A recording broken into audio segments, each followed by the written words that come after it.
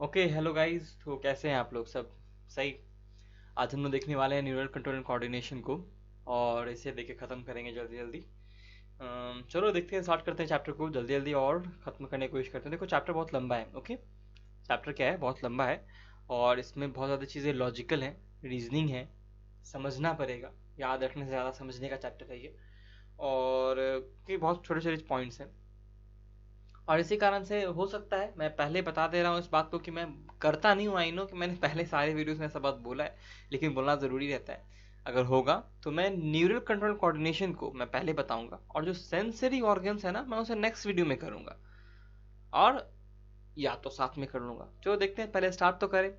Neural control and coordination. देखो neural control and coordination के बारे में कह रहा है एनसीईआरटी, लेकिन ये जो कोऑर्डिनेशन है न्यूरल कंट्रोल के साथ, ये हम लोग करते हैं एंडोक्राइन सिस्टम के साथ मिलकर। ठीक है, पहला पॉइंट जो यहाँ पे लिखा है एनसीईआरटी ने, होम्योस्टैसिस। ये पॉइंट इंपॉर्टेंट है। क्या लिखता है कि कंट्रोल जो होता है हमारे बॉडी में ऑर्गन्स का, ऑर्गन सिस्टम्स का, वो कंट्रोल और कोऑर्डिनेटेड वे में रहना चाहिए। एक एग्जांपल देता हूँ मैं आप लोगों को। देखो समझो इस बात को, ठीक है, क्योंकि चैप्टर्स बहुत इंपॉर्टेंट हैं। जितने भी ह्यूमन फिजियोलॉजी के मैं कंप्लीट करने वाला हूँ, तो कंप्लीट होने वाला है, सेकंड लास्ट है, फिर लास्ट चैप्टर आएगा तो कंप्लीट ही हो जाएगा। तो होम्योस्टैटिस का जो बात है यहाँ पे, कि मान लो कि तुमने खाना खाया, ठीक है, और पेट ने कहा कि मैं अभी काम नहीं करूंगा, पहले इंटेस्टाइन काम कर ले, फिर काम करता हूँ। लेकिन बोलस जो है वो तो पहले पेट में गया। तो इंटेस्टाइन अगर पहले काम कर भी लेता है, तो पेट जब काम करेगा ही नहीं, तो बोलस जो काम बनना था तो बना ही नहीं।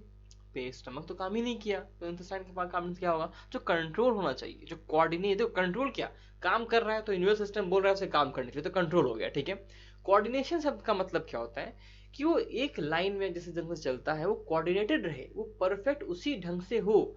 चलो मान लेते हैं, तो मैंने बहुत अल्टर एग्जांपल ले लिया कोऑर्डिनेशन का, पहले इंटेस्टाइन, पहले स्टमक वाला, बाद में स्टमक वाला। सिंपल से एग्जांपल और लेते हैं चलो, कि हल्का सा डिफरेंस आ जाता है। चलो देखते हैं।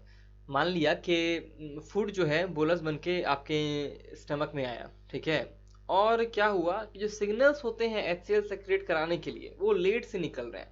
मान लेते हैं उसमें बहुत थोड़ा सा लेट है, थोड़ा सा हल्का सा लेट है, वो उसके सेल्स जो है बहुत धीरे से हॉर्मोन्स को रिएक्ट कर रहे हैं। ठीक है, तो फूड तो पेट के अंदर रहेगा, वो पचेगा, काम खत्म, वो डिओडेनम में आएगा। लेकिन जब डिओडेनम जो होगा जीआईपी रिलीज करेगा, यानी गैस्ट्रो, जो इनहिबिटरी पेप्टाइड होता है, ठीक है, गैस्ट्रिक ग्लैंड्स के लिए, ताकि वो एचसीआई सेक्रेट करना बंद करें। क्योंकि वो बहुत देर से रिस्पॉन्ड कर रहा है, तो वो और सेक्रेट करने लगेगा। वो तो बहुत देर के बाद ना रिस्पॉन्ड करेगा जीआईपी को, तो वो अपना सेक्रेशन को रोकने के लिए टाइम लगाएगा, तो तब तक रिलीज होता रहेगा। तो ये हमारे एसिडिटी, हमारे स्टमक में अल्सर्स पैदा कर सकता है। तो ये बहुत ज़्यादा इंपॉर्टेंट है कोऑर्डिनेशन का रहना। तो कोऑर्डिनेशन क्या होता है? एक प्रोसेस है जिसके थ्रू दो या दो से ज़्यादा ऑर्गन्स जो होते हैं, वो एक दूसरे से इंटरेक्ट करते हैं और एक दूसरे को कॉम्प्लीमेंट करते हैं। ठीक है, न्यूरल सिस्टम कई ढंग का हो सकता है। न्यूरल सिस्टम सारी चीज़ों को कोऑर्डिनेट करता है, मसल्स को, लंग्स को, हार्ट को, ब्लड किडनी वेसल्स को, सब चीज़ को कोऑर्डिनेट करके रखता है। ठीक है, कंट्रोल करता है। न्यूरल सिस्टम जो होता है और एंडोक्राइन सिस्टम जो होता है, मिल करके jointly coordinate and integrate all the activities. मैंने पहले भी कहा। नेक्स्ट पॉइंट देखते हैं। The neural system provides an organized network point to point connections.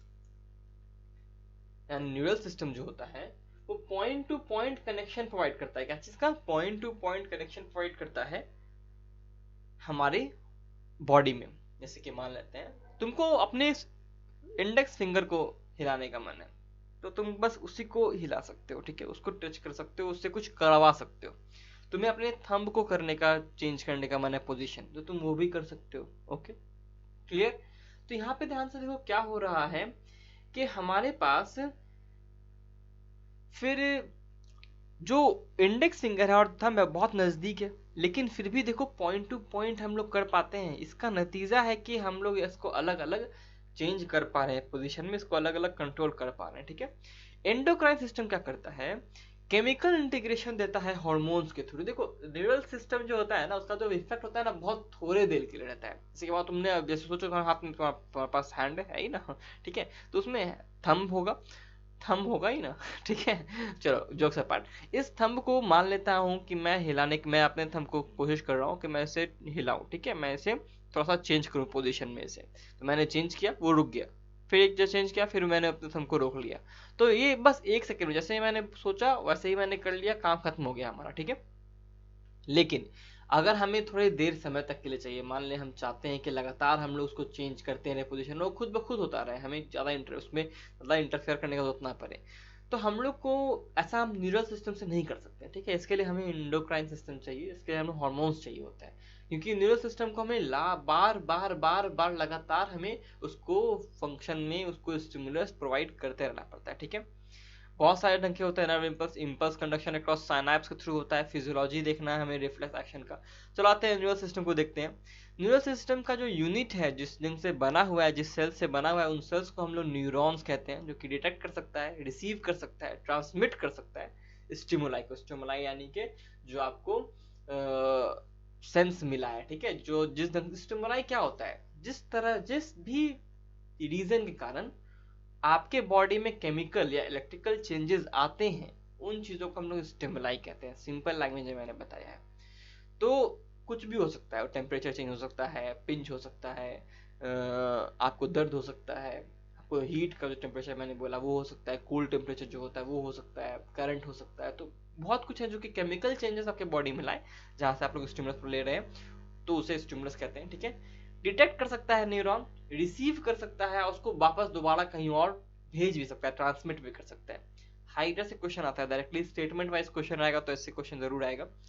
In hydra it is composed of a network of neurons, ठीक है। अगर इस पैराग्राफ से स्टेटमेंट वाला क्वेश्चन बना तो उसमें ये स्टेटमेंट जरूर रहेगा कि ये करेक्ट है कि नहीं। In hydra it is composed of network of neuron, neuron का एक नेटवर्क रहता है हाइड्रा में। तो हाइड्रा किसका सिलेंट्रेट का पार्ट है, ध्यान रखना, ठीक है। इंसेक्ट्स में आते हैं, ब्रेन होता है इनके पास, इंसेक्ट्स के पास, उसके साथ साथ नंबर ऑफ गैंग्लिया होता है और न्यूरल टिश्यूज होता है, ठीक है। ये ध्यान रखना है, इंपॉर्टेंट है। गैंग्लिया क्या हो गया कि जो न्यूरॉन्स के हेड होते हैं ना, वो एक जगह पे रहते हैं, बहुत सारे एक्यूमुलेटेड रहते हैं, उसे हम लोग गैंग्लिया कहते हैं, ओके। आते हैं ह्यूमन न्यूरल सिस्टम के ऊपर। तो ह्यूमन न्यूरल सिस्टम में दो पार्ट में डिवाइड किया है हम लोगों ने ह्यूमन न्यूरल सिस्टम को, एचएनएस को कह सकते हो, दो पार्ट, सीएनएस और पीएनएस, सेंट्रल न्यूरल सिस्टम और peripheral neural system. Central nervous system में ब्रेन और स्पाइनल कॉर्ड आता है, ठीक है। सेंट्रल नर्वस सिस्टम में क्या होता है, ब्रेन और स्पाइनल कॉर्ड आता है, ध्यान रखना। ऐसा कर सकता हूं मैं कि एक स्लाइड ले लेता हूं, है ना, एक स्क्रीन ले लेता हूं, सॉरी। चलो इस स्क्रीन पे हम लोग देखते हैं कि कैसे होता है। ये देखो, ये हमारा ब्रेन है, ठीक है। ब्रेन में बीच से पार्टीशन रहता है, इसके बीच में ये हमारा स्पाइनल कोड ऐसे आएगा, ठीक है। ये स्पाइनल कोड है और ये है हमारा स्पाइनल कोड। ये है हमारा सीएनएस, सेंट्रल न्यूरल सिस्टम। इसमें बहुत सारे हमें निकलते हैं न्यूरॉन्स, बहुत सारे न्यूरॉन्स निकलते हैं इससे, जो हमारे हैंड्स को और भी बहुत सारी चीज को कंट्रोल करते हैं, ठीक है। ये लेग्स को जाएगा। तो ये जो सिस्टम होगा, क्रेनियल नर्व्स भी बहुत सारे निकलते हैं जो फेस की तरफ आते हैं, नोज, टंग, इन सब की तरफ आते हैं। तो बहुत सारा नर्व्स निकलता है, बहुत सारे नर्व ढंग से अलग ढंग से निकलते हैं। तो इन सारे नर्व्स को जो हम लोग कहते हैं, इसको हम लोग कहते हैं पीएनएस, ठीक है, जो नर्व्स मैंने बनाया। और ब्रेन और spinal cord is what, CNS, okay. PNS में क्या होता है, जितने नर्व्स होते हैं एसोसिएटेड विद द सीएनएस, यानी ब्रेन और स्पाइनल कॉर्ड से, उन्हें कहते हैं हम लोग पीएनएस। एफरेंट फाइबर्स होते हैं, इफरेंट फाइबर्स होते हैं। मतलब समझ जाओ कि जो भी फाइबर यानी नर्व फाइबर यानी न्यूरॉन इम्पल्स को टिश्यूज से सीएनएस की तरफ ले जाएगा, उसे हम लोग एफरेंट कहेंगे। और जो सीएनएस से दूर ले जाएगा यानी टिश्यूज इफेक्टेड ऑर्गन की तरफ ले जाएगा, उसे हम लोग इफरेंट कहेंगे। नेमिंग सीएनएस के रेस्पेक्ट में किया गया है। मान लो कि तुम सीएनएस के पास बैठे हुए हो और तुम्हारे से दूर जो जा रहा है उसको तुम इफरेंट कह रहे हो, और तुम्हारे पास जो आ रहा है उसको एफरेंट कह रहे हो, ठीक है। तो सीएनएस से इसका नेमिंग किया गया, सीएनएस को रेस्पेक्ट मान के नेमिंग किया गया है। तो afferent nerves are transmit impulses from tissues to the CNS, यानी आने वाले नर्व्स हैं, ओके। और जाने वाले कौन है, इफरेंट है। पीएनएस को भी हम लोग फिर डिवाइड कर रहे हैं, जैसे हम लोगों ने किया पीएनएस और इफरेंट नर्व में, तो नर्व फाइबर्स को हम लोगों ने डिवाइड किया पीएनएस के अंदर। अब पीएनएस एक्चुअली में किस में डिवाइडेड है, देखो एफरेंट इफरेंट सब में होगा, जितना भी पीएनएस होगा, पीएनएस बना ही इन दोनों नर्व से है। लेकिन पीएनएस का डिवीजन किस में कर सकते हैं हम लोग, सोमैटिक न्यूरल सिस्टम में, ऑटोनॉमिक न्यूरल सिस्टम में, यानी कि एसएनएस में और एएनएस में, ठीक है। ये जो एसएनएस और एएनएस है, ठीक है, ये सोमैटिक न्यूरल सिस्टम जो होता है, ये इंपल्स को सीएनएस से स्केलेटल मसल की तरफ ले जाता है। समझो इस बात को। मैंने क्या कहा, ब्रेन आपके पास है, ये स्पाइनल कॉर्ड है, स्पाइनल कॉर्ड से एक नर्व निकला और एक नर्व स्पाइनल कॉर्ड की तरफ गया, ठीक है, एक आया और एक गया, ठीक है। तो ये दोनों जो नर्व्स है ना, ये दोनों मिला के क्या है, पेरिफेरल नर्वस सिस्टम, ठीक है। इसका मैं कलर चेंज करता हूँ थोड़ा, ताकि हम लोग को पता चले। ठीक है। हाँ, ये दोनों जो है ना, ये क्या है, पेरिफेरल नर्वस सिस्टम, और ये दोनों क्या है, सीएनएस। अब देखो क्या होगा कि पीएनएस जो होगा वो दो पार्ट में डिवाइडेड है। या तो सोमैटिक के पास ले जाएगा नर्व्स के एंडिंग को, ये सोमैटिक नर्वस सिस्टम होगा, और यहाँ पे ऑटोनॉमिक नर्वस सिस्टम होगा, यानी कि एक ऐसा ऑर्गन जिसको आप कंट्रोल कर सकते हैं अपने सोच से और इसको नहीं कंट्रोल कर सकते हैं। तो दो नर्व्स जो कि अगर सोमैटिक सेल्स की तरफ, सोमैटिक मसल्स जो होते हैं जिसको कंट्रोल कर सकते हैं आप, मसल्स ही मेनली है ना, स्केलेटल मसल्स, इनको जो कंट्रोल कर सकते हैं, इनके तरफ जो न्यूरॉन्स जा रहे हैं और जो इनसे आ रहे हैं, इस पूरे सर्किट को हम लोग कह रहे हैं सोमैटिक न्यूरल सिस्टम। और उसी तरह से पेरिफेरल नर्वस सिस्टम के दो नर्व्स और निकलेंगे जो कि और आएंगे और जाएंगे, ठीक है ना। ये दो नर्व्स जो होंगे, ये जो होंगे ऐसे ऑर्गन की तरफ जाएंगे जिसे आप कंट्रोल नहीं कर सकते, तो ये होंगे ऑटोनॉमिक नर्वस सिस्टम का हिस्सा, ठीक है। तो ये दोनों जो दिख रहा है आपको, ये वाला और ये वाला, ये दोनों क्या है, ये पेरिफेरल नर्वस सिस्टम है, लेकिन उन्होंने दो भाग में डिवाइड किया। इसको हम लोग कंट्रोल कर सकते हैं, इसको कंट्रोल नहीं कर सकते हैं अपने सोच से, अपने वॉलंटरीली कंट्रोल नहीं कर सकते हैं, इनवॉलंटरीली है, ठीक है। अब आते हैं जो देखो वॉलंटरी जो कर सकते हैं वो तो कर ही सकते हैं, लेकिन इनवॉलंटरी में भी दो तरह के ऑर्गन हो, दो तरह के हम लोग सिस्टम देखने को मिलता है। देखो इनवॉलंटरी जो ऑर्गन होता है उसको हम लोग अपनी सोच से कंट्रोल नहीं कर सकते, तो इसका मतलब उसके एक्टिविटी को बढ़ाने वाला भी चाहिए कोई, और उसके एक्टिविटी को घटाने वाला भी कोई चाहिए। तो इस एक ऑर्गन के पास चार तरह के नर्व्स आते जाते हैं, एक तो एक जा रहा है आ रहा है, ठीक है, और एक और जा रहा है और आ रहा है, ठीक है। तो ये दोनों जो ग्रुप आपको दिख रहा है, ये दोनों जो ग्रुप है, ये जो मैंने एक चांद टाइप बनाया है शेप, ये दोनों जो ग्रुप है, ये मान लेता हूँ ऐसा ग्रुप है जो कि इसके एक्टिविटी को बढ़ाता है, और ये दोनों एक ऐसा ग्रुप है जो कि इसकी एक्टिविटी को घटाता है। तो इसमें भी पार्टीशन हमें करना पड़ेगा। तो हम लोगों ने दो पार्टीशन किया है ऑटोनॉमिक नर्वस सिस्टम का, सिंपैथेटिक नर्वस न्यूरल सिस्टम और पैरासिम्पैथेटिक न्यूरल सिस्टम। ये दोनों अलग अलग जगह स्टिमुलेटरी इनहिबिटरी हो सकते हैं। सिंपैथेटिक नर्वस सिस्टम से कार्डियोवैस्कुलर एक्टिविटी के लिए स्टिमुलेटरी होता है, उसी तरह से पैरासिम्पैथेटिक न्यूरल सिस्टम जो होता है वो गैस्ट्रिक एक्टिविटी के लिए स्टिमुलेटरी होता है, ठीक है। आते हैं एक और नर्वस सिस्टम देखते हैं, visceral nervous system is a part of peripheral nervous system. ये भी पार्ट है पेरिफेरल नर्वस सिस्टम का। ये क्या करता है, whole complex of nerves, fibres, ganglias and plexus को अपने अंदर रखता है, इनके अंदर रहते हैं। और ये क्या करते हैं, सेंट्रल नर्वस सिस्टम से to the viscera and from viscera to the central nervous system की तरफ ले जाते हैं। यानी कि जो विसरल ऑर्गन सिस्टम जो हमारे अंदर है उनमें, ये बहुत बार कह सकते हो कि ये ऑटोनॉमिक नर्वस सिस्टम का हिस्सा है, कोई दिक्कत वाली बात नहीं है, ठीक है। ध्यान रखना कि पीएनएस वीएनएस जो है विसरल नर्वस सिस्टम, ये भी पीएनएस का ही पार्ट है, ये सीएनएस का पार्ट नहीं है। इससे यही क्वेश्चन आएगा मेनली, ओके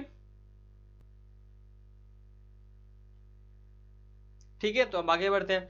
न्यूरॉन्स जो होते हैं स्ट्रक्चरल और फंक्शनल यूनिट होते हैं न्यूरल सिस्टम के। ये देखो टाइटल में ही एनसीईआरटी ने लिख दिया है, सो इनक्रेडिबल है ना। फिर क्या लिखता है, न्यूरॉन जो होता है उसका तीन पार्ट होता है, cell body, dendrites and axon होता है, ठीक है। सेल बॉडी में बहुत सारे टिपिकल सेल ऑर्गेनेल्स दिखते हैं, जिनका थोड़ा सा ग्लोबुलर ग्रैनुलर पार्ट दिखाई देता है, उसको न्यूसल्स ग्रैन्यूल्स कहते हैं, जो कि आरईआर का एक्चुअली में फ्रैगमेंट होता है, किसका, रफ एंडोप्लाज्मिक का फ्रैगमेंट जो होता है उसको न्यूसल्स ग्रैन्यूल कहते हैं, ठीक है। कुछ फाइबर जो होते हैं वो सेल बॉडी से बाहर की ओर निकलते हैं, उनको डेंड्राइट्स कहते हैं। और सेल बॉडी यानी साइटोन जिसको कहते हैं हम लोग, उसके अंदर और डेंड्राइट्स के अंदर, दोनों के अंदर न्यूसल्स ग्रैन्यूल आपको देखने को मिलेंगे, ठीक है। अब देखो क्या है कि एक्सॉन जो होता है वो लॉन्ग फाइबर होता है, डिस्टल एंड का जो होता है इसका ब्रांच्ड होता है, ठीक है। हम लोग देख लेते हैं इसको, यहीं पे शेप में देख लेते हैं। देखो ये हमारे पास क्या है, सेल बॉडी है, ठीक है। ये हमारे पास इतना होता है क्या है, एक्सॉन है, ओके। ये सेल बॉडी है, साइटोन कह सकते हो इसको, साइटोन कहते हैं इसको हम लोग, ठीक है। और ये क्या है, ये एक्सॉन है। देखो नाम सिमिलर हो गया ना, सेल बॉडी का तो नाम सिमिलर नहीं है, लेकिन यहाँ पे साइटोन और एक्सॉन, ओके।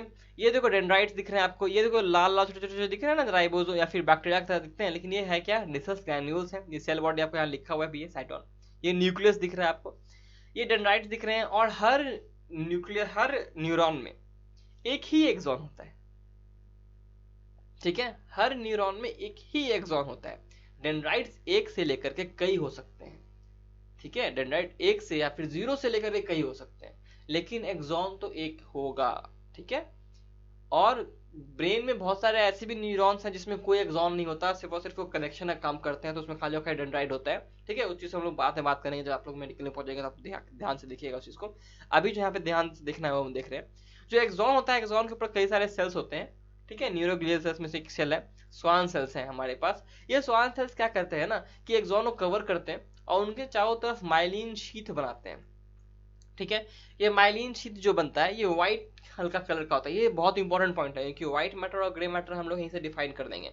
माइलिन शीट बनाते हैं जो हल्का व्हाइटिश रंग का होता है, ये हम लोग जब 10 में और 12th में आप लोगों ने प्रैक्टिकल किया होगा बायोलॉजी का, तो वहां पर ये एक्सपेरिमेंट भी है न्यूरॉन के बारे में, ठीक है, व्हाइट और ग्रे मैटर को दिखाने के लिए।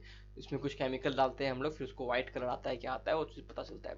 माइलिन शीट, इन माइलिन शीट के बीच में थोड़ा थोड़ा जगह है, देखो यहाँ पे जगह है ना, फिर यहाँ पे भी जगह है, फिर यहाँ पे भी जगह है, तो इन जगह को हम लोग जो स्पेस है इसको नोड ऑफ रैनवियर कहते हैं, ठीक है। एक्सॉन जो होता है बाद में जाके ब्रांच हो जाता है और ब्रांच होकर के एक्सॉन टर्मिनल बनाता है जो कि आगे चल के थोड़ा सा फूल जाता है, स्वेलन हिस्सा होता है, उसको सिनेप्टिक नॉब कहते हैं, जो कि अगले डेंड्राइट या फिर न्यूरॉन से जुड़ेगा, ठीक है। वही चीज यहाँ लिखा हुआ है, ईच ब्रांच टर्मिनेट्स अ bulb like structure called synaptic knob, जिसके पास सिनेप्टिकल वेसिकल्स होते हैं, और हर सिनेप्टिकल वेसिकल्स में हमारे पास न्यूरोट्रांसमीटर होता है, एसिटाइलकोलिन है, एपिनेफ्रिन है, नॉरएपिनेफ्रिन है, सारे तरह के कई सारे न्यूरोट्रांसमीटर हमारे बॉडी में होते हैं, ठीक है। ये जो एक्सॉन होता है वो करता क्या है, देखो यहाँ पे जितना भी नर्व्स है, अगर देखो इस चीज को समझना बहुत इंपॉर्टेंट है। एक्सॉन क्या करेगा ना, वो उसका एक ही काम है, उसका काम क्या है कि सेल बॉडी की तरफ से जो स्टिमुलस आ रहा है उसको सेल बॉडी से दूर ले जाए, ठीक है। एक्सॉन कभी भी उल्टा दिशा में काम नहीं करता, वो सेल बॉडी की तरफ कभी भी नेटवर्क को या फिर स्टिमुलाई को लेके नहीं आएगा। डेंड्राइट्स हमेशा क्या करता है कि जो बाहर से आ रहा है उसको सेल बॉडी की तरफ लेके आए, हम लोग बाहर से जो इम्पल्स या स्टिमुलस आ रहा है उसे हम लोग सेल बॉडी की तरफ ले आए, और ये सेल बॉडी से दूर ले जाने का काम कौन करेगा, एक्सॉन करेगा, ठीक है। वही चीज यहाँ लिखी हुई है। आते हैं, तीन तरह के न्यूरॉन्स होते हैं एक्सॉन और डेंड्राइट के नंबर के आधार पे। मल्टीपोलर, एक एक्सॉन, देखो कहा था मैंने, दो से ज्यादा डेंड्राइट हो सकते हैं, दो या दो से ज्यादा डेंड्राइट हो सकते हैं, सेरेब्रल कॉर्टेक्स में हमें देखने को मिलते हैं। बाइपोलर होते हैं, एक एक्सॉन होता है एक डेंड्राइट होता है, ठीक है, ध्यान से देखो, एक एक्सॉन एक डेंड्राइट, एक्सॉन तो है यहाँ पे, ये रेटिना में आई में मौजूद होते हैं, ठीक है। सेकेंड लेयर होता है बाइपोलर का, ठीक है, और जो फोटोपिगमेंट्स होते हैं बहुत इनर साइड में होते हैं, और सबसे पहले बाद में क्या होता है, गैंग्लियन होता है, रेटिना का जो हम लोग सीरीज देखते हैं, रेटिना के अंदर जो सेल्स होते हैं उसका जो एक पैटर्न होता है, ठीक है, इधर एक दो तीन तरह के सेल्स होते हैं, इन चीज का मैंने बताया अभी, ये हम लोग देखेंगे जब आई पढ़ेंगे, ठीक है, अभी हाथ कंफ्यूज नहीं करते। यूनिपोलर जो होता है cell body with one axon and only, देखो यूनिपोलर सिर्फ एक ही एक्सॉन, मैंने पहले भी कहा, डेंड्राइट जीरो भी हो सकता है, ये मेनली इम्ब्रानिक स्टेज में मिलते हैं, बहुत इंपॉर्टेंट है, बहुत इंपॉर्टेंट है, ये तीनों के तीनों पॉइंट बहुत इंपॉर्टेंट है, बहुत बार पूछा जा चुका है। एक्सॉन को के टाइप के ऊपर हम लोग न्यूरॉन को फिर दो प्रकार का बांट सकते हैं, माइलिनेटेड न्यूरॉन या फिर non myelinated neuron. Myelinated neuron जो होता है वो मेनली देखो कहाँ होता है, बताओ कहाँ होता है, माइलिनेटेड नर्व फाइबर जो होता है वो मेनली स्पाइनल कॉर्ड और क्रेनियल नर्व्स में मिलता है हमें, यानी कि स्पाइनल कॉर्ड जो हमारा है और जो हमारा ब्रेन है, क्रेनियम है, उसके अंदर हमें मेनली मिलता है क्या, myelinated nerve fibres, okay.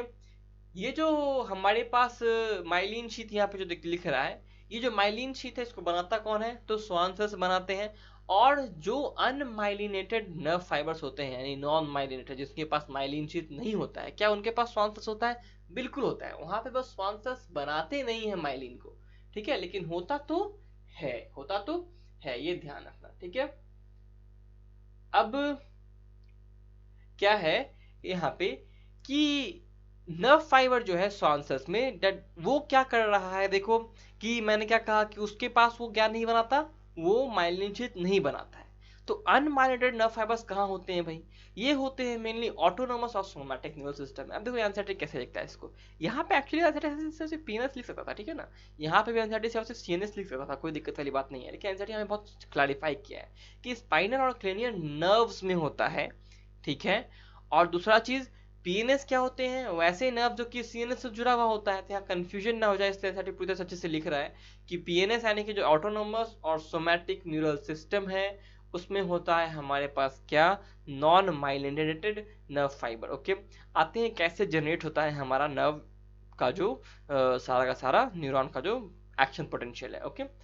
Neurons जो होते हैं वो एक्साइटेबल सेल्स हैं क्योंकि इनका मेम्ब्रेन पहले से पोलराइज स्टेट में रहता है, चलो मान लेते हैं ऐसा कोई मेम्ब्रेन लेते हैं जो कि नॉन पोलराइज स्टेट में है, तो क्या उसको तुम पोलराइज कर सकते हो, ताकत लग जाएगी, बहुत ज्यादा ताकत लग जाएगी, तुमको पहले कंसंट्रेशन ग्रेडियंट बनाना पड़ेगा, उसके बाद तुम कुछ कर पाओगे, तो उस कंसंट्रेशन ग्रेडियंट को बनाने के लिए तुमको कुछ अपना दिमाग लगाना पड़ेगा, तो बहुत प्रॉब्लम वाली बात है। ऐसे हम देखते हैं ना, एटीपी बनाने के लिए हम लोग H+ का कंसंट्रेशन ग्रेडियंट पहले बनाते हैं, ठीक है ना, चाहे वो क्लोरोप्लास्ट में हो चाहे माइटोकॉन्ड्रिया में, हम लोग पहले बनाने की कोशिश करते हैं। उस बनाने के लिए हम लोग को अलग अलग ढंग के रिएक्शंस करने पड़ते हैं।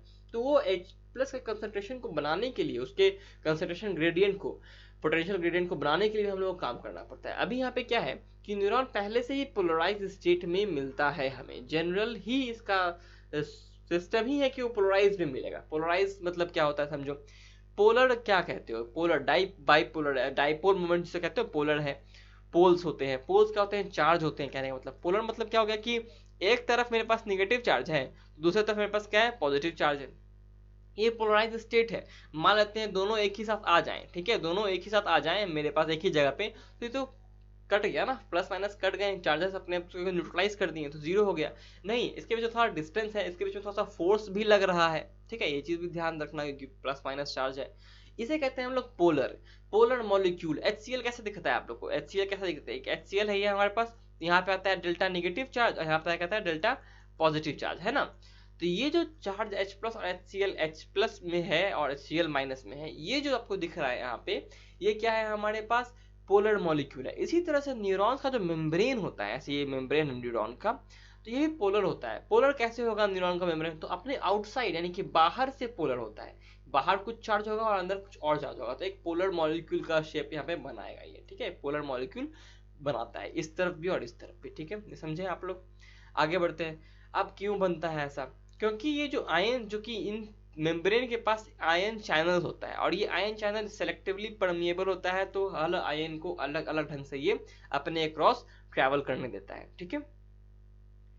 जब एक न्यूरॉन कोई भी कंडक्ट इंपल्स को नहीं कर रहा होता, उसको हम लोग रेस्टिंग पोटेंशियल कहते हैं, उस न्यूरॉन को हम लोग रेस्टिंग स्टेट में कहते हैं। और उस समय क्या होता है समझो, उस समय क्या हो रहा होता है, बहुत ज़्यादा ज़रूरी है कि जब हमारा न्यूरॉन जो होता है वो रेस्टिंग में होता है तो क्या हो रहा होता है। एक्सोनल मेम्ब्रेन जो होता है वो कंपैरेटिवली मोर परमिएबल होता है पोटेशियम के लिए और नियरली इम्परमिएबल होता है सोडियम के लिए।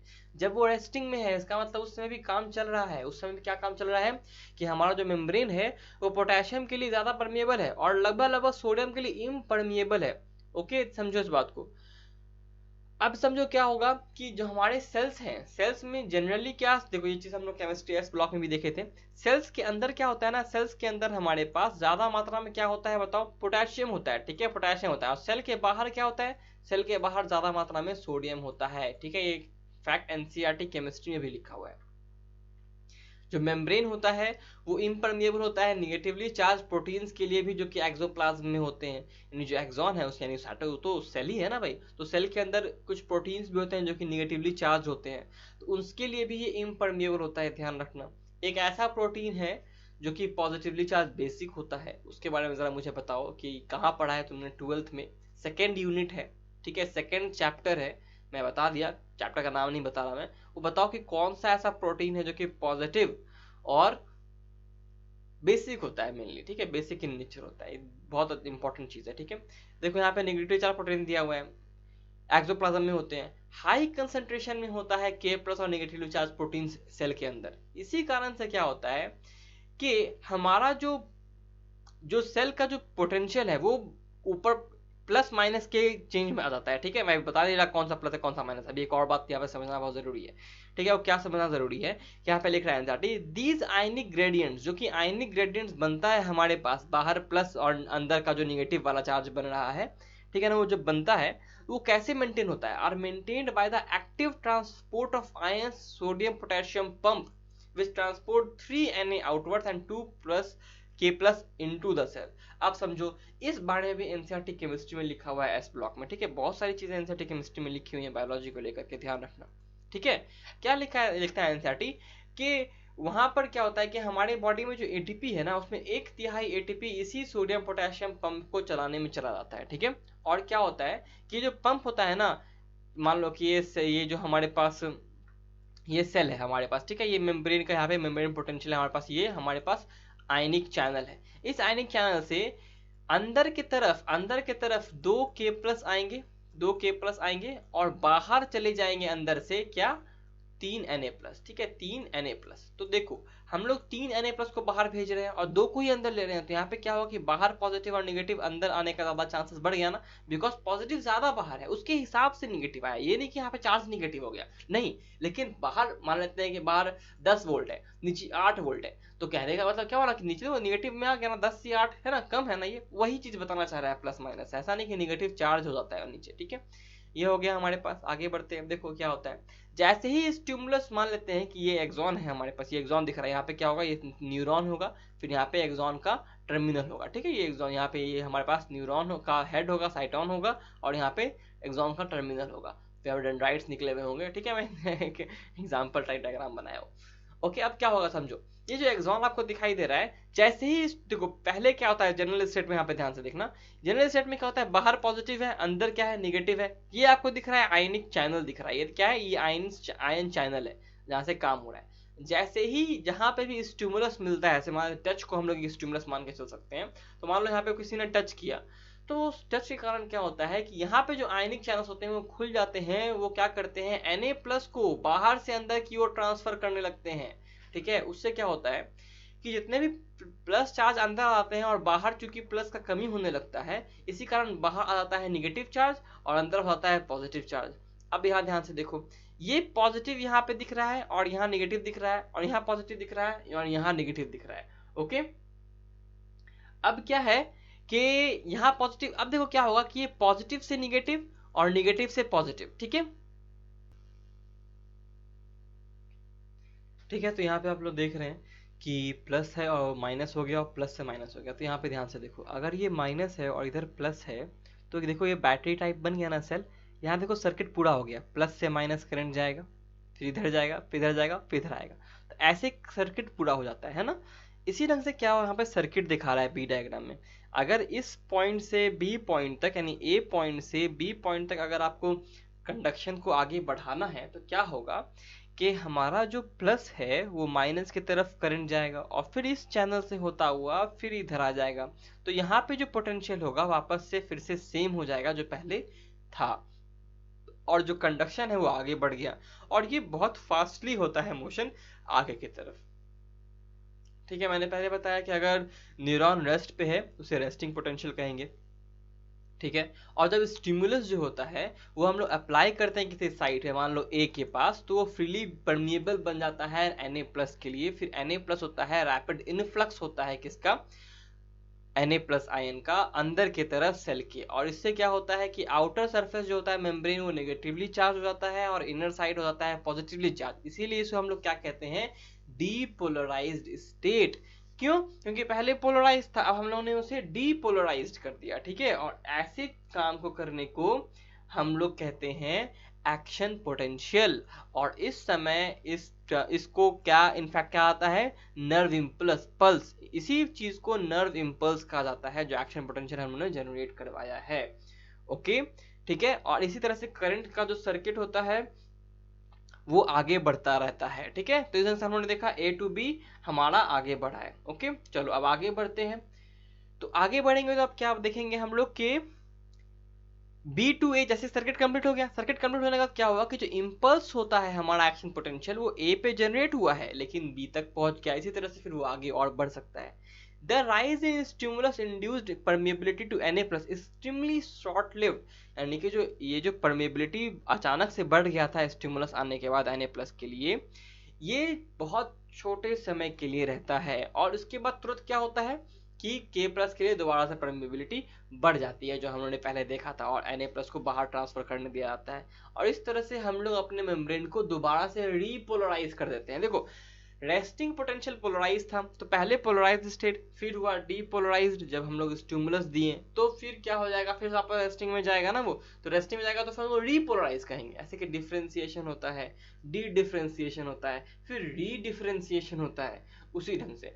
तो यहाँ पे क्या हो रहा है, पहले पोलराइज था, फिर डीपोलराइज्ड हुआ, फिर वो अपने आप से पोलराइज्ड स्टेट पे जाएगा तो रीपोलराइज्ड हो गया ना, इसीलिए। ओके, आगे बढ़ते हैं। अब ये जो ट्रांसमिशन होता है इम्पल्स का, ये सिनेप्स के थ्रू होता है। कहाँ पे, जहाँ पे दो नर्व इम्पल्स, दो नर्व्स, दो न्यूरॉन आकर एक साथ जुड़ते हैं, उस जंक्शन को सिनेप्स कहते हैं। सिनेप्स जो होता है 3 चीजों से बनता है। पहला pre synaptic neuron, post synaptic neuron और उनके बीच का गैप जिसे सिनेप्टिक क्लेफ्ट कहते हैं, जो कि हो भी सकता है नहीं भी हो सकता है। दो तरह के सिनेप्सिस हमें देखने को मिलते हैं लाइफ के अंदर, यानी बायोलॉजी यानी कि लिविंग थिंग्स के अंदर। इलेक्ट्रिक लिविंग थिंग्स नहीं कहना चाहिए, लिविंग बींग्स कहना चाहिए। इलेक्ट्रिक सिनेप्सिस और केमिकल सिनेप्सिस, ये दो ढंग के सिनेप्स मिलते हैं हम लोग को देखने में। कि पहले आते हैं केमिकल इलेक्ट्रिक सिनेप्स के बारे में पढ़ते हैं। इलेक्ट्रिक सिनेप्स क्या होता है कि इसमें प्री और पोस्ट सिनेप्टिक न्यूरॉन होता है जो कि बहुत ज्यादा क्लोज रहता है। इसमें सिनेप्टिक क्लेफ्ट उतना अच्छे से देखने को, गैप देखने को नहीं मिलता है। इसमें इलेक्ट्रिक करंट जो होता है वो डायरेक्टली फ्लो हो जाता है एक न्यूरॉन से दूसरे न्यूरॉन की तरफ। इसमें किसी तरह का हमें केमिकल मैसेंजर यानी कि फिर न्यूरो ट्रांसमीटर का जरूरत नहीं पड़ता है, ठीक है। और केमिकल जो कि इलेक्ट्रिक सिनेप्स होता है वो रेयर होता है, हमारे सिस्टम में बहुत ज़्यादा रेयर होता है। और जो इलेक्ट्रिकल सिनेप्स होता है वो बहुत ज़्यादा फास्ट भी होता है केमिकल सिनेप्स से, लेकिन हमारे अंदर केमिकल सिनेप्स है, ओके। केमिकल सिनेप्स जो होता है मेम्ब्रेन का, उसमें क्या होता है, प्री पोस्ट न्यूरॉन्स होते हैं, प्री सिनेप्टिक और पोस्ट सिनेप्टिक न्यूरॉन होते हैं, उनके बीच में एक फ्लूइड फील्ड स्पेस होता है, उसको सिनेप्टिक क्लेफ्ट कहते हैं, ठीक है। और केमिकल सिनेप्स में न्यूरोट्रांसमीटर का जरूरत पड़ता है, ये थोड़ा स्लो होता है, लेकिन जरूरत क्यों फिर हमारे अंदर इलेक्ट्रिक सिनेप्स ना होकर के केमिकल सिनेप है। अगर इलेक्ट्रिकल सिनेप फास्ट है तो इसी को होना चाहिए था, बिकॉज इलेक्ट्रिकल सिनेप को हम लोग को इनहिबिटरी बनाना बहुत ज़्यादा मुश्किल होता है, ठीक है। अगर हम लोग बताना है मैसेज करके कि पेट को कि भैया पेट शांत हो जाओ, ऐसे मत सिक्रीट करो, तो जैसे हम इलेक्ट्रिक सिनेप भेजेंगे ना वो और एक्साइट हो जाएगा, ठीक है। वो एक्साइटेड ही होता है मेनली, उसको इनहिबिटरी बनाना बहुत मुश्किल होता है। लेकिन ऐसे जो केमिकल सिनेप्स होते हैं ये इनहिबिटरी भी हो सकते हैं, एक्साइटेटरी भी हो सकते हैं। ये देखो ये एक्सॉन टर्मिनल हमारे दिख रहा है, ये यहाँ पे जो कवरिंग दिख रहा है ये आपको माइलिन शीथ का दिख रहा है, ये जाके यहाँ पे एक्सॉन बल्ब बन गया है, एक्सॉन टर्मिनल है। यहाँ पे देखो वेसाइकल्स दिख रहे हैं, सिनेप्टिक वेसाइकल्स दिख रहे हैं, जो सिनेप्स के अंदर वेसाइकल सिनेप्टिक वेसाइकल कहते हैं। इसके अंदर क्या है, इसके अंदर न्यूरोट्रांसमीटर्स दिख रहा है आपको। ये देखो एरो दिखा रहा है कहाँ से, अंदर से सेल बॉडी से बाहर की ओर लेके आ रहा है। ये क्या चीज को लेके आ रहा है, इम्पल्स को लेते आ रहा है, ठीक है। तो याद रखना इन चीजों को। देखो यार सिनेप्स दिख रहा है आप लोग को, प्री सिनेप्टिक मेम्ब्रेन है, ये देखो पोस्ट सिनेप्टिक मेम्ब्रेन है, ठीक है ना। और यहाँ से मैसेज आ रहा है इसीलिए ये प्री है। अगर मैसेज इधर से उधर जाता तो प्री ये होता, पोस्ट ये होता, ठीक है। ये ध्यान रखना है, ऐसे कंफ्यूजन नहीं होना चाहिए कभी भी। ये सारे के सारे न्यूरोट्रांसमीटर यहाँ पे आके वेसाइकल्स आके यहाँ पे बर्स्ट हो गए, उसके बाद फिर क्या हुआ, प्लाज्मा के साथ ये फ्यूज हो जाते हैं। फिर ये जो न्यूरोट्रांसमीटर है ये जो यहाँ पे आपको दिख रहा है रिसेप्टर, ठीक है, ये रिसेप्टर्स दिख रहा है, इसे जाके ज्वाइन करेंगे और बताएंगे कि मैसेज कैसा है। कैसा है मतलब क्या, कि एक्साइटेटरी है या फिर इनहिबिटरी है, यानी जो काम वो कर रहा है ऑर्गन उसको कम करना है या बढ़ाना है, और ठीक है। सेंट्रल नर्वस सिस्टम जो होता है वो कमांड सिस्टम होता है हमारा, ब्रेन मेनली कंट्रोल कमांड करता है हमारे पास। और ब्रेन जो होता है उसके चारों तरफ तीन तरह के, पहला तो हमारा स्कल होता है जो प्रोटेक्ट होता है, और फिर स्कल के अंदर तीन तरह के लेयर होते हैं, क्रेनियल मेनिंजेस कहते हैं जिन्हें, जो हमारे ब्रेन को कवर करता है, जो बचाता है। क्रेनियल मेनिंजेस में तीन तरह का लेयर होता है, सबसे बाहर वाला होता है ड्यूरा मैटर, बीच वाला होता है थिन मिडिल लेयर अरेक्नॉइड, और लास्ट जो कि ब्रेन के कांटेक्ट में होता है उसको पाया मैटर कहते हैं, ठीक है। सबसे पहले ड्यूरा मैटर जो कि स्कल के कांटेक्ट में होगा, बीच में आएगा अरेक्नॉइड, और सबसे लास्ट यानी कि जो ब्रेन टिश्यू के कांटेक्ट में होगा उसे पाया मैटर कहेंगे। ब्रेन जो होता है हमारा तीन पार्ट में डिवाइड होता है, फोर ब्रेन, मिड ब्रेन और हिंड ब्रेन, ठीक है। ये हमारे ब्रेन का पार्ट है। ये दिख रहा है आपको यहाँ पे fore brain, cerebellum, thalamus and hypothalamus. ये देखो थैलेमस है, उसके नीचे आया ये हाइपोथैलेमस, ठीक है ना। ये दिख रहा है क्या चीज, पिट्यूटरी ग्लैंड दिख रहा है आपको, ये ठीक है, सेला टर्सिका के अंदर होता है, ये हम वाले चैप्टर में देखने वाले हैं। ये थैलेमस है, ये हाइपोथैलेमस है। ये देखो ये जो बीच का दिख रहा है ये कॉर्पस कैलोसम है, जो कि हमारे दोनों लोब्स को जोड़ता है, हमारे सेरेब्रल हेमिस्फीयर के दोनों लोब्स को जोड़ता है। यहाँ पे जो रेड और ग्रीन दिखाने की कोशिश किया है एनसीईआरटी ने, वो लोब्स को दिखाने की कोशिश किया है। और ये जो फोर्स दिखाई दे रहे हैं, देख रहे हैं आप लोग, ये सेरेब्रल कॉर्टेक्स में दिखता है, हमें बहुत प्रोमिनेंट होता है। सेरेब्रल कॉर्टेक्स और सेरेब्रल मेडुला में बटा हुआ रहता है, क्योंकि हमने पहले बताया कि जो बाहर होता है किसी ऑर्गन का दो पार्ट होता है, बाहर की तरफ कॉर्टेक्स, अंदर की तरफ मेडुला। हर ऑर्गन के लिए नहीं, हम लोग किसी किसी ऑर्गन के लिए इसको डिफाइन किया, किडनी के लिए डिफाइन किया है हम लोगों ने, एड्रिनल ग्लैंड के लिए डिफाइन किया है, ब्रेन के लिए डिफाइन किया है। तो सेरेब्रल कॉर्टेक्स जो होता है जो बाहर की तरफ होता है, उसमें बहुत सारे फोल्ड्स होते हैं, उसमें गायरी और सल्काई कहते हैं हम लोग, और ये फोल्ड्स आपको यहाँ पे दिखाई दे रहा है, ठीक है। ये देखो आपको दिखाई दे रहा है। फिर यहाँ पे मिड ब्रेन, मिड ब्रेन देखो यहाँ पे पीछे दिखाई दे रहा है आपको, ठीक है, ये है मिड ब्रेन हमारा, ठीक है। ये ऊपर का फोर ब्रेन हो गया। फिर आते हैं हिंड ब्रेन के पास। हिंड ब्रेन में देखो ये पॉन्स वेरोलाई दिखाई दे रहा है, पॉन्स भी कहते हैं, पॉन्स वेरोलाई भी कहते हैं, ठीक है। ये देखो ये मेडुला दिखाई दे रहा है, ये पूरा का पूरा ये क्या है, मेडुला है आपके पास, ठीक है, ये मेडुला है। सेरेबेलम, ये पीछे वाला हिस्सा सेरेबेलम है हमारा, ठीक है, सेरेबेलम है। और सेरेबेलम में हमें कुछ ट्री, देखो लग रहा है ट्री है ये, इसे हम लोग ट्री ऑफ लाइफ कहते हैं, इसको आर्बर वाइटे भी कहते हैं। किसका कहते हैं? आर्बर, ARBOR और VITAE, ठीक है, ये आर्बर वाइटे, इसको ट्री ऑफ लाइफ भी कहते हैं, जो कि सेरेबेलम में होता है। और ये फिर नीचे आपको स्पाइनल कॉर्ड दिखाई दे रहा है, ठीक है। फोर ब्रेन में सेरेब्रम, थैलेमस, हाइपोथैलेमस होता है। सेरेब्रम जो होता है वो लेफ्ट और राइट सेरेब्रल हेमिस्फेयर में बटा हुआ होता है, और राइट और लेफ्ट सेरेब्रल हेमिस्फेयर को कनेक्ट करता है, tract of nerve fibre connect करता है, इसको हम लोग कॉर्पस कैलोसम कहते हैं। कॉर्पस कैलोसम एक मैमेलियन फीचर है और कहीं देखने हमें नहीं मिलता है वर्टिब्रेट में। The layer which cells covers the cerebral hemisphere is called cerebral cortex and is thrown into prominent folds। जैसे मैंने बताया कि जो लेयर हमारा सेरेब्रल जो कि हेमिस्फेयर को कवर करता है सेरेब्रल कॉर्टेक्स कहते हैं, वो प्रोमिनेंट फोल्ड्स में होता है ताकि सरफेस एरिया बढ़ जाए। वही ज़्यादातर अच्छा रीज़न मैं कहूँगा है इसका बताने का। और अभी मतलब कि आगे चल के आपको बहुत सारे रीज़न और पता चलेंगे। ये प्रोमिनेंट फोल्ड्स में आपको दिखाई देते हैं। द सेरेब्रल कॉर्टेक्स जो होता है वो ग्रे होता है मैटर में, ग्रेइश अपीयरेंस के कारण, बिकॉज यहाँ पे ज़्यादा, ये मान लो कि ब्रेन आपका है, यहाँ पे से ब्रेन दिख रहा है आपको, ये ठीक है, ये ब्रेन दिख रहा है, यहाँ स्पाइनल कॉर्ड आएगा। बाहर ये देखो, ये क्या मेडुला पोर्शन होगी, और बाहर क्या आपको दिख रहा है, ये क्या है, हमारा सेरेब्रल कॉर्टेक्स है, ये वाला हिस्सा जो सेरेब्रल कॉर्टेक्स है। इसमें ज्यादातर के सेल बॉडी होते हैं और सेल का न्यूरॉन अंदर की तरफ आता है, ठीक है। ये जो एक्सॉन, ये जो सेल बॉडी यहाँ पे मिलनी होते हैं और एक्सॉन अंदर से किडनी टाइप होता है, ठीक है, ऐसा कह सकते हो। तो यहाँ पे ज्यादातर आपको हेड दिखाई देते हैं, साइटोन दिखाई देता है। इसी कारण से बाहर का जो सेरेब्रल कॉर्टेक्स है ना, वो ग्रे मैटर होता है, क्योंकि जो हमारा एक्सॉन है वो माइलिन शीट से कवर होता है और वो व्हाइट इन कलर होता है। मैंने पहले बताया इसको, मैंने पहले बताया था कि ये इंपॉर्टेंट रहेगा ग्रे और व्हाइट मैटर के लिए, इसलिए हम लोग बाहर वाले पार्ट को ग्रे मैटर कहते हैं। लेकिन स्पाइनल कॉर्ड में ये अरेंजमेंट उल्टा हो जाता है, ठीक है, इसीलिए हम लोग ग्रे मैटर जो स्पाइनल कॉर्ड का होता है वो बीच में होता है और व्हाइट मैटर पेरिफेरी में होता है। लेकिन ब्रेन में ग्रे मैटर पेरिफेरी में होता है और व्हाइट मैटर सेंटर में होता है, ठीक है।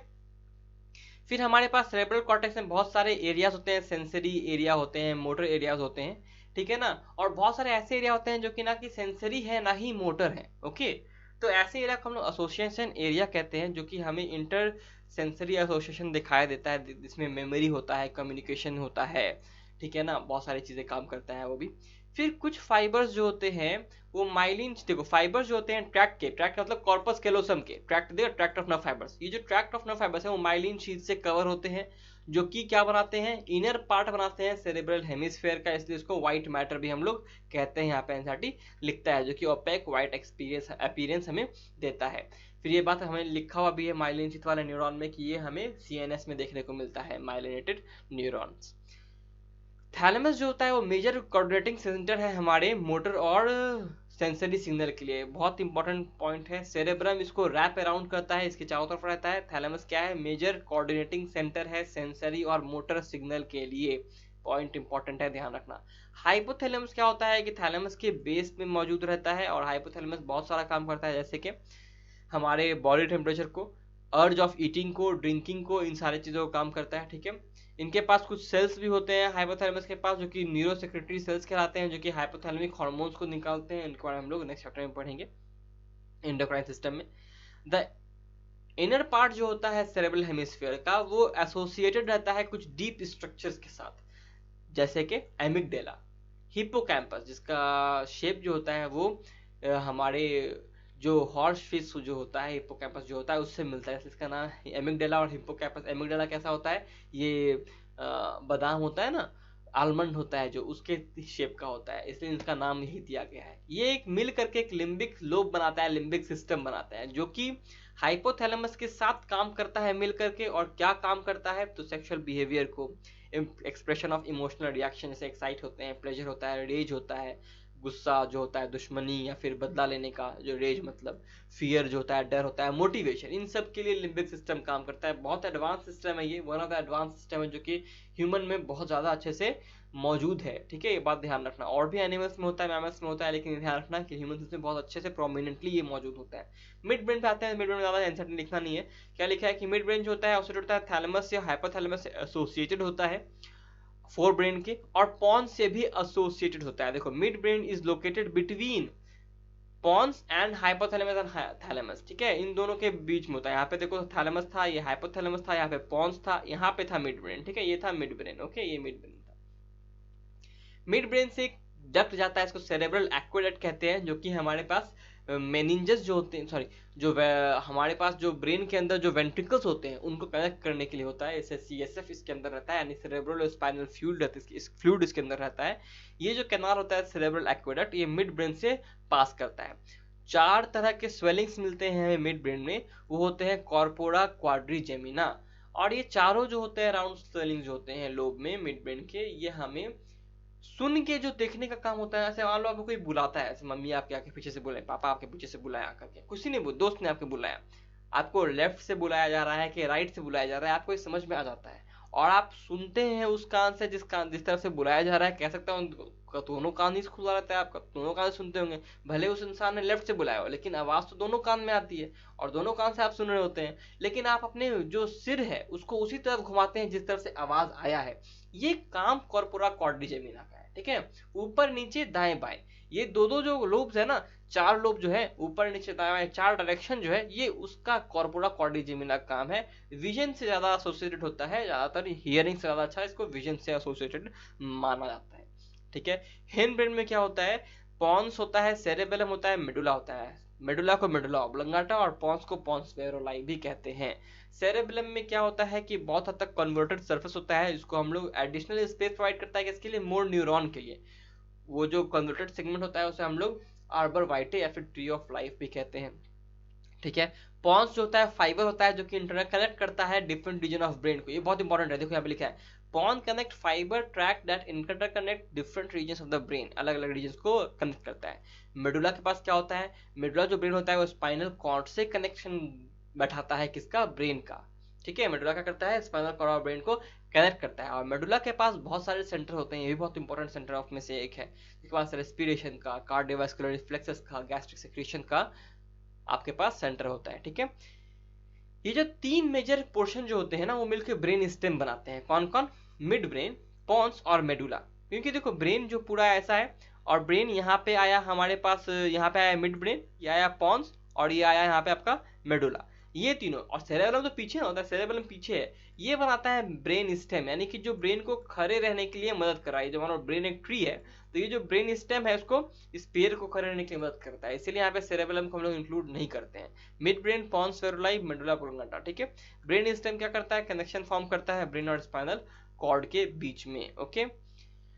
आते हैं रिफ्लेक्स एक्शन पे। तो रिफ्लेक्स एक्शन कैसा होता है, रिफ्लेक्स एक्शन एक रिफ्लेक्स आर्क के रूप में फॉर्म होता है। ये इनवॉलेंट्री होता है, मेनली ये स्पाइनल कॉर्ड से ही जनरेट हो जाता है, लेकिन यहाँ पे सीएनएस का भी पार्ट आता है। देखो सीएनएस तो स्पाइनल कॉर्ड ही है ना, ओके। क्या होता है कि एक इसमें क्या चीज चाहिए, एक कम से कम एफरेंट न्यूरॉन चाहिए जो कि रिसेप्टर होता है, और एक इफरेंट चाहिए जो कि इफेक्टेड न्यूरॉन को अपने इफेक्टेड ऑर्गन तक ले जाएगा, ठीक है। ट्रांसमिट कैसे करता है, ये जो सेंसरी ऑर्गन होते हैं वो सिग्नल को रिसीव करते हैं, वो ट्रांसमिट करते हैं डॉर्सल नर्व रूट के थ्रू, देखो via dorsal nerve root into CNS at the level of spinal cord. Dorsal nerve root के थ्रू ये सीएनएस यानी कि स्पाइनल कॉर्ड तक अपना मैसेज को पहुंचाते हैं। फिर स्पाइनल कॉर्ड अपने आप से ही, मान लो स्पाइनल कॉर्ड एक एआई के रूप में है, ठीक है, आर्टिफिशियल इंटेलिजेंस है, उसको पता है कि इस तरह के सिचुएशन में क्या करना रहता है, ब्रेन से ज्यादा देने की जरूरत नहीं है, वो उसी समय अपना जो इफेक्टेड ऑर्गन को अपना सिग्नल भेज देगा और इफेक्टेड अपना काम करेगा। इसे इसको आर्क कहते हैं। यहाँ पे सिग्नल आया, सिग्नल गया डॉर्सल नर्व रूट के थ्रू तो स्पाइनल कॉर्ड में, फिर यहाँ से वापस आ गया, फिर यहाँ पे इफेक्ट जो करना था वो किया, मसल कॉन्ट्रैक्ट करना था, अपने पैर को हटाना था, अगर कुछ चुभ गया तो गर्म चीज है तो अपने हाथ को हटाना था, तो ये सारे के सारे काम होते हैं। इसको रिफ्लेक्स आर्क कहते हैं हम लोग, ठीक है। ये आपको दिखाई दे रहा है, ये मसल स्पिंडल है, यहाँ पे आपको चोट लगा, ठीक है, ये स्टिमुलस दिया गया, एफरेंट पाथवे है, ये डॉर्सल रूट गैंग्लियन आपको यहाँ पे दिखाई दे रहा है, ये गया और यहाँ पे आया, ये देखो इंटर न्यूरॉन है जो कि कनेक्ट कर रहा है, फिर ये गया हमारे मसल्स की तरफ, ठीक है, और ये जाके हमें रिएक्ट किया, मोटर इंटरप्रेट दिखाई दे रहा है आपको, इफेक्टर इफरेंट पाथवे है ये देखो यहाँ पे ग्रे मैटर इनसाइड है, व्हाइट मैटर आउटसाइड है, बिकॉज ये स्पाइनल कॉर्ड है, इसी कारण इसका ये इंडिकेशन है कि ये स्पाइनल कॉर्ड है, ना कि ये ब्रेन है।